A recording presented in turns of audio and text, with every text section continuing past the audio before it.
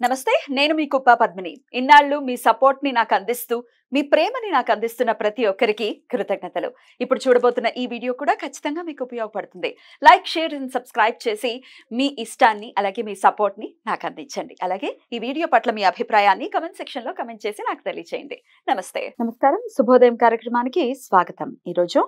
6వ తారీఖు అక్టోబర్ నెల 2024వ సంవత్సరం ఆదివారం శ్రీ క్రోధినామ సంవత్సరం దక్షిణాయనం శరదృతువు హస్తాకార్తె ఈ రోజు ఆశ్వయుజ మాస శుక్లపక్ష తదియా తిథి ఉదయం 7:49 వరకు తదుపరి చవితి తిథి విశాఖ నక్షత్రం రాత్రి 12:11 వరకు తదుపరి అనురాధ నక్షత్రం విష్కుంభ యోగం ఉదయం 6:09 వరకు తదుపరి ప్రీతి యోగం గరజి కరణం ఉదయం 7:49 వరకు వణిజ కరణం రాత్రి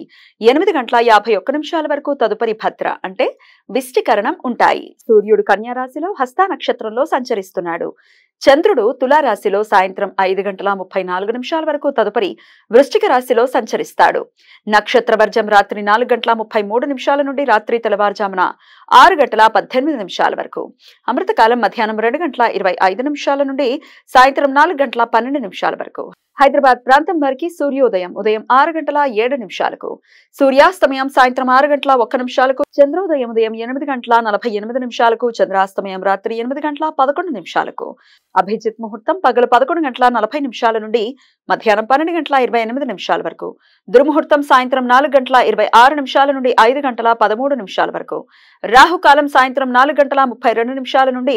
6:01 వరకు గుళిక కాలం మధ్యాహ్నం 3:02 నుండి 4:32 వరకు యమగండం మధ్యాహ్నం 12:04 నుండి 1:33 వరకు ఈ రోజు స్థనవృద్ధి గౌరీ వ్రతం స్థన్యవృద్ధి గౌరీ వ్రతం కొన్ని ప్రాంతీయ సాంప్రదాయాల ప్రకారం ఈ వ్రతాన్ని శుక్లపక్ష పాడ్యమి రోజు శాక్తేయ సాంప్రదాయం ప్రకారం శుక్లపక్ష విధియ రోజు జరుపుకుంటారు కానీ ప్రామాణిక గ్రంథాల సూచనల ప్రకారం తృతీయ తిథి అంత్య గడియలు ఉన్న రోజు ఈ వ్రతం ఆచరించాలి చంటి పిల్లలకు పాలు ఇచ్చే తల్లులు తమ పిల్లలకు పట్టడానికి కావాల్సినంత ఆరోగ్యకరమైన తల్లిపాలు తమకు ఉత్పత్తి కావాలని కోరుకుంటూ గౌరీదేవిని ప్రత్యేకంగా పూజిస్తారు గౌరీదేవి ఆశీస్సులతో తమ సంతానానికి ఎటువంటి అనారోగ్య లక్షణాలు ఉండవని తల్లుల నమ్మకం ఈరోజు శారదా నవరాత్రులలో 4వ రోజు నవదుర్గా సాంప్రదాయం ప్రకారం భక్తులు దుర్గాదేవిని కూష్మాండ దేవిగా పూజిస్తారు కు అంటే చాలా చిన్నది అని ఊష్మం అంటే శక్తి అని అండ అంటే దేవదత్తమైన గుడ్డు అని అర్థం చిన్న గుడ్డు రూపంలో అపారమైన శక్తిని ప్రజ్వలింపజేసే శక్తి అని అర్థం